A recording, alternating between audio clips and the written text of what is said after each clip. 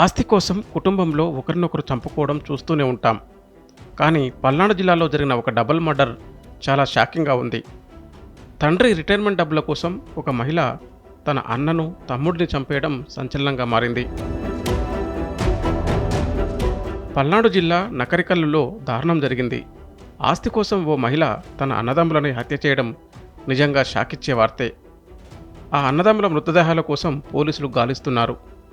కృష్ణవేణి అనే మహిళ నవంబర్ 26న తమ్ముడిని చంపేసింది. అంతటితో ఆగకుండా ఈ నెల 10న అన్నను కూడా హత్య చేసింది. నిందితురాలు కృష్ణవేణిని పోలీసులు అరెస్టు చేశారు. పల్నాడు జిల్లా నకరికల్లు యానాది కాలనీకి చెందిన పౌలిరాజుకు 3 పిల్లలు. భార్య కొన్ని సంవత్సరాల క్రితం మరణించింది. ఆయన నకరికల్లు గిరిజన సంక్షేమ పాఠశాలలో ప్రభుత్వ ఉపాధ్యాయుడిగా పనిచేస్తూ పక్షవాతంతో ఈ ఏడాది జనవరిలో చనిపోయారు.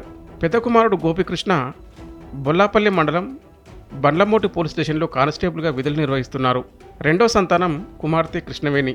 పెళ్ళైన భర్తకు దూరంగా పుట్టింట్లో ఉంటుంది. మూడో సంతానం దుర్గా రామకృష్ణ. కుమారులిద్దరికీ వివాహాలయ్యాయి. కానీ వీరిని భార్యలు వదిలి పుట్టిళ్లకు వెళ్ళిపోయారు. 3 కూడా వాళ్ళ జీవిత భాగస్వాములను వదిలిపెట్టేశారు. నిందితురాలికి నకరికల్లులో ప్రియుడు ఉన్నట్లు తెలుస్తుంది.